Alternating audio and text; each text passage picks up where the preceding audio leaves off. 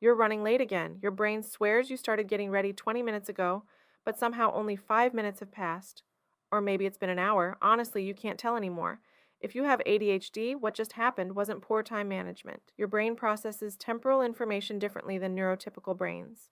Research shows people with ADHD consistently struggle with time estimation in controlled laboratory conditions, though the exact degree varies between studies and individuals. This isn't about trying harder or caring more. This is about a measurable difference in how specific neural circuits process temporal information, what researchers have termed time blindness. Here's what most people think time blindness means: being bad at managing schedules, chronically running late, or getting lost in hyperfocus. Pop psychology frames it as a time management problem that you can fix with better planners, phone alarms, or more willpower. Even well meaning advice often treats it like a habit you can break or a skill you can learn through practice. But this framing misses something crucial. Time blindness isn't about managing time, it's about perceiving time. And the difference matters enormously. Most of us take our sense of time for granted. Right now, without looking at a clock, you probably have a rough sense of how long you've been listening to this. If I asked you to close your eyes and tell me when 60 seconds had passed, you'd likely get within a few seconds of correct. This isn't because you're consciously counting. Your brain is running an internal timer that gives you a felt sense of duration. This system works so seamlessly that we rarely notice it. You feel an hour approaching during a boring meeting. You sense when you've been scrolling social media too long. You register urgency as a deadline gets closer. These aren't cognitive calculations, they're automatic perceptions generated by neural circuits that track time intervals. In ADHD, this system doesn't work reliably. Russell Barkley, the researcher who has done more than anyone to reframe ADHD as an executive function disorder, has described this as temporal myopia, a kind of nearsightedness to the future.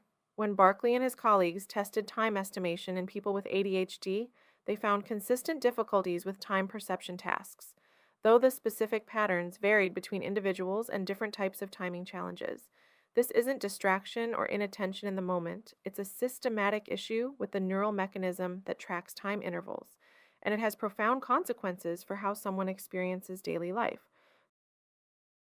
To understand why time feels different with ADHD, we need to look at how the brain actually constructs our sense of time. It's not like checking a watch, it's more like a jazz ensemble where multiple brain regions have to stay in sync to create a coherent temporal experience. The primary conductor of this ensemble is the prefrontal cortex, particularly areas involved in working memory and executive control. But the prefrontal cortex doesn't work alone. It coordinates with the basal ganglia, a set of structures deep in the brain that help sequence actions and evaluate timing. The cerebellum, traditionally known for motor coordination, also contributes crucial timing signals. And threading through all of this is the neurotransmitter dopamine, which helps determine what feels salient, urgent, or worth attending to. Think of this system like a film editor working on a movie. The editor doesn't just cut scenes together, they create the pacing that makes time feel fast or slow, urgent or relaxed. They decide which moments get lingered on and which get compressed. In a neurotypical brain, this editing system runs continuously, creating a smooth sense of duration and helping you anticipate what's coming next. In ADHD, the editing system is inconsistent. The prefrontal cortex struggles to maintain the working memory needed to track elapsed time. The basal ganglia, which rely heavily on dopamine signaling, don't receive consistent information about what should feel urgent or important. The result is temporal chaos, moments that should feel brief stretch endlessly, while hours vanish without trace. Dr. Michelle Mowbray at Virginia Tech has been studying this mechanism using sophisticated timing tasks. In her research, participants with ADHD show patterns of timing difficulties, often involving challenges with accurately estimating how much time has passed. But here's the fascinating part. These aren't random errors. The patterns suggest systematic differences in how the brain's timing networks function. The dopamine connection may help explain why stimulant medications can improve time perception difficulties in some people with ADHD. Medications like methylphenidate and amphetamine increase dopamine availability in the prefrontal cortex and basal ganglia. This doesn't just help with attention, it can help support more typical function in the brain's timing network. Tasks that once seemed to stretch endlessly or vanish in an instant may start feeling more proportional. But the mechanism goes deeper than just dopamine. Brain imaging studies have shown that people with ADHD have different patterns of brain activation during timing tasks. Using functional MRI, researchers have found reduced activity in the anterior cingulate cortex and supplementary motor area, regions crucial for monitoring time intervals and preparing future actions. This creates what Barkley calls a myopia to the future. If your brain can't reliably simulate how long something will take or how urgent it should feel, you end up living in what he describes as two time zones: now and not now. Everything that isn't immediately present feels equally distant and equally unreal. The research on time blindness in ADHD is robust, but it's not without complications. A 2021 meta-analysis by Marks and colleagues, analyzing 55 studies with over 2,000 participants, confirmed consistent timing deficits across multiple types of tasks.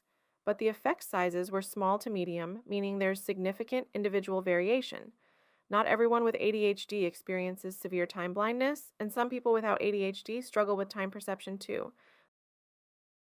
There's also the question of what causes what. Does poor time perception lead to ADHD symptoms, or do ADHD symptoms disrupt time perception? The answer seems to be both. Attention problems can certainly interfere with time tracking. If you're not monitoring duration, you can't estimate it accurately. But controlled studies suggest the timing deficits persist, even when attention is carefully managed, pointing to a more fundamental issue with the brain's temporal processing systems. The replication record is generally strong, but there are methodological concerns. Many studies use laboratory timing tasks that may not capture how time blindness manifests in real-world situations. Estimating duration in a quiet testing room is different from tracking time while managing work deadlines, family obligations, and the constant pull of digital distractions. Clinical populations reveal additional complexity. People with autism spectrum disorders also show timing difficulties, but with different patterns than ADHD. Autism-related timing issues often involve problems with temporal sequencing and prediction, while ADHD timing problems focus more on duration estimation and urgency detection. This suggests multiple, partially overlapping neural systems are involved. Age adds another layer of complexity. Most time blindness research focuses on children and adolescents, but the few studies of adults with ADHD suggest the deficits persist and may even worsen with age. This makes sense from a neurobiological perspective. The prefrontal cortex continues developing into the mid-20s, and aging affects dopamine systems. But we genuinely don't know enough about how time blindness changes across the lifespan. There's also growing recognition that time blindness interacts with other executive function deficits in complex ways.